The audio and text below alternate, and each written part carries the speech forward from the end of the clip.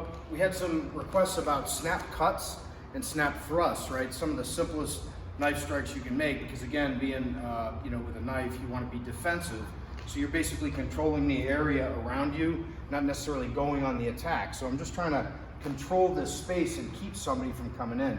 As we discussed in previous combative knife videos, all we did was say, okay, we're going to lead with the knife, we're going to protect our body with the knife, and we're going to basically box with the knife, okay? So snap cutting is in a lot of systems. It came also with John Steyer's and Cold Steel is a good reference. And basically it was kind of a fencing background. It was a fencing basis, okay?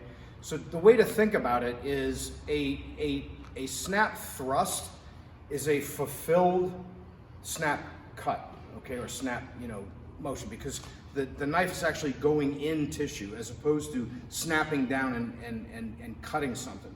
So let's break them down, okay? So a snap thrust, all right, is nothing more than me being evasive and watching for a target, not feeding the guy that has his knife anything to cut on me. Basically, I'm just waiting for something to come out that I can stick.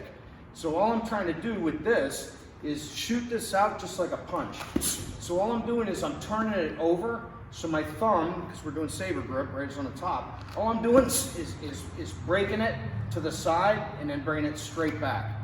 Now, just like in boxing, I'm not rowing that blade, so I'm not doing this, boom, down, and then back, boom, down, and then back, okay? All I'm doing is I'm gonna lunge, and then I'm gonna bring it straight back.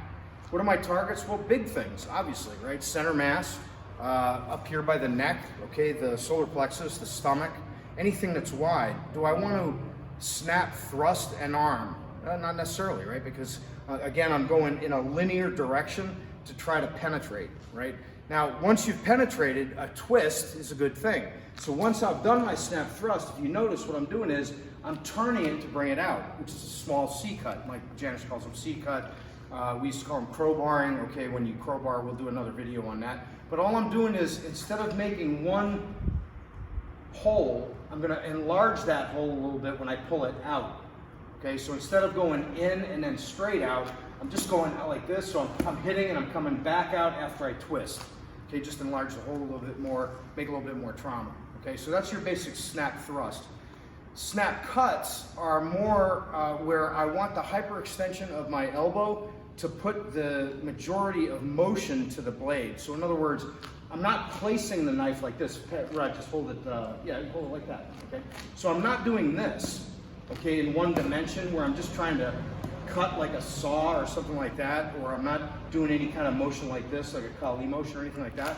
What I'm doing is, I'm snapping out and I'm dumping my thumb. So between my thumb dumping on the back of the blade and the hyperextension of my elbow, that's what really pushes this portion of the blade deep into the tissue, okay, which is what makes it work. It's like cracking a whip, like taking a whip, boom, you'd crack the whip, right? If I just laid the whip down like that, it won't make the crack.